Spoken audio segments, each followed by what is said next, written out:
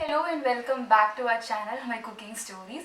ഇന്നത്തെ നമ്മുടെ recipe Onam special ആയിട്ടുള്ള ഒരു പായസമാണ്. ഈ പായസം എന്ന് പറയുമ്പോൾ നമ്മൾ എപ്പോഴും ഉണ്ടാക്കുന്ന പായസത്തിൽ കുറച്ച് ഡിഫറെൻ്റ് ആയിട്ടാണ് ഞാനിത് പ്രിപ്പയർ ചെയ്യുന്നത്. നമ്മളിതിന് യൂസ് ചെയ്യുന്നത് ജീരകശാല അല്ലെങ്കിൽ ഗീ റൈസിനൊക്കെ യൂസ് ചെയ്യുന്ന കൈമ അരിയാണ്. അതുകൊണ്ട് തന്നെ ഒരു പ്രത്യേക ഫ്ലേവറാണ് ഈ ഒരു പായസത്തിന്. അപ്പം എല്ലാവരും ഈ റെസിപ്പി ഒന്ന് ട്രൈ ചെയ്യാം. അപ്പോൾ വീഡിയോക്ക് കടക്കുന്നതിന് മുന്നേ നിങ്ങൾ എൻ്റെ ചാനൽ ആദ്യമായിട്ടാണ് കാണുന്നതെങ്കിൽ ഒന്ന് സബ്സ്ക്രൈബ് ചെയ്യുക. വീഡിയോസ് ഇഷ്ടപ്പെട്ടാൽ ലൈക്ക് ചെയ്യാനും ഷെയർ ചെയ്യാനും മറക്കരുത്. അപ്പോൾ നമുക്ക് നോക്കാം എങ്ങനെയാണ് ഈ ഒരു അരിപ്പായസം ഉണ്ടാക്കുന്നതെന്ന്.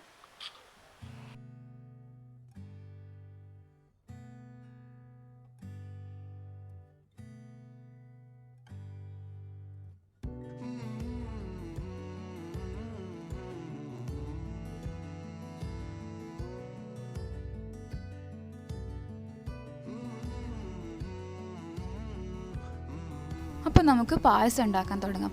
ഇതിന് വേണ്ടി ഞാനൊരു കുക്കറാണ് എടുത്തിട്ടുള്ളത്. പായസത്തിന് കുക്കർ എടുക്കുമ്പോൾ എപ്പോഴും കുറച്ച് വലിയ കുക്കർ എടുക്കാൻ നോക്കാം കേട്ടോ. അതുപോലെ തന്നെ കുക്കർ എപ്പോഴും നല്ല ക്ലീൻ ആയിരിക്കണം. ഇനി ഇതിലേക്ക് ആദ്യം ഒഴിച്ചു കൊടുക്കേണ്ടത് പാലാണ്. ഞാനിപ്പോൾ ഇവിടെ ഒരു 1/2 ലിറ്റർ പാൽ ഒഴിച്ചു കൊടുക്കുന്നുണ്ട്.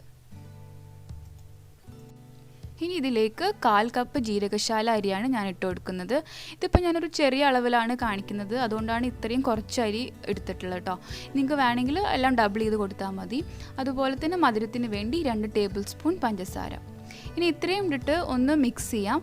എന്നിട്ട് ഒന്ന് തിള വന്ന് തുടങ്ങുമ്പോൾ നമുക്ക് കുക്കർ അടച്ചിട്ട് ഒരു വിസിൽ വരുന്നവരെ വെയിറ്റ് ചെയ്യാം. അതുപോലെ ഫ്ലെയിം ലോ ഫ്ലെയിമിൽ വെക്കാൻ പ്രത്യേകം ശ്രദ്ധിക്കാം.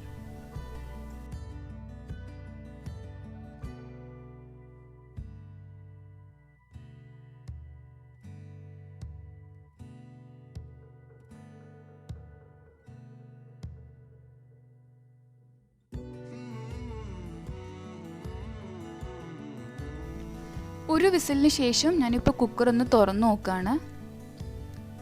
ഇപ്പോൾ ഇതാ അരിയൊക്കെ നന്നായിട്ട് വെന്തിട്ടുണ്ട്. ഇത് അടിയിലൊന്നും പിടിച്ചിട്ടില്ല. നമുക്ക് നല്ലൊരു പരുവത്തിലാണ് ഇത് കിട്ടിയിട്ടുള്ളത്.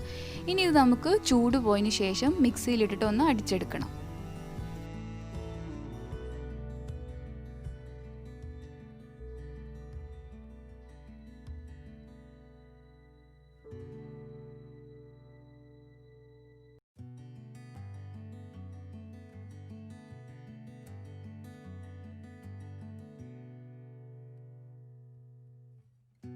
അപ്പോൾ ഞാനിത് മിക്സി പൾസ് മോഡിലിട്ടിട്ട് ജസ്റ്റ് ഒന്ന് കറക്കിയെടുത്താണ്.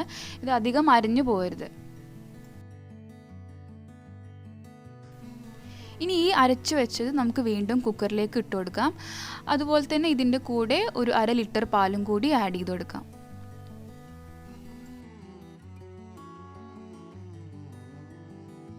ഇനി ഇത് നല്ലപോലെ ഒന്ന് ഇളക്കി കൊടുക്കണം, കാരണം ഇതിൽ കട്ടകളൊന്നും ഉണ്ടാവാൻ പാടില്ല. ഇനി നമുക്ക് ആഡ് ചെയ്യേണ്ടത് 1/2 ടിന്ന് കണ്ടൻസ്ഡ് മിൽക്കാണ്. നിങ്ങൾക്ക് മധുരം വേണമെങ്കിൽ ഒരു 3/4 ടിന്ന് വരെ ആഡ് ചെയ്ത് കൊടുക്കാം.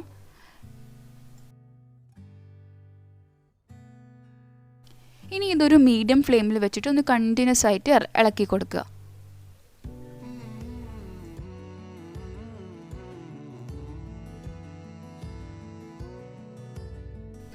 അപ്പോൾ ഇനി ഇത് ഒന്ന് തിളച്ച് വരുമ്പോഴത്തേക്കും നമുക്ക് ഫ്ലെയിം ഓഫ് ചെയ്ത് കൊടുക്കാം.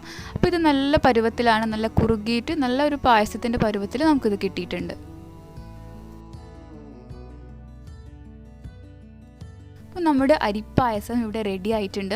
നിങ്ങളിതിൽ ശ്രദ്ധിച്ചിട്ടുണ്ടാവും, നമ്മൾ സാധാരണ പായസത്തിനൊക്കെ യൂസ് ചെയ്യുന്നത് പോലെ ഏലക്കാപ്പൊടിയോ അല്ലെങ്കിൽ നട്ട്സോ കിസ്മിസോ ഒന്നും തന്നെ നമ്മളിതിൽ ഇടുന്നില്ല. കാരണം ഈ അരിയുടെ തന്നെ ഒരു പ്രത്യേക ഫ്ലേവർ ഈ പായസത്തിനുണ്ടാവും. അതുകൊണ്ട് തന്നെ നിങ്ങളത് എന്തായാലും ഈ റെസിപ്പി ട്രൈ ചെയ്യുക. നിങ്ങൾ ഈ ഓണത്തിനൊക്കെ എല്ലാവരും ഉണ്ടാക്കുക.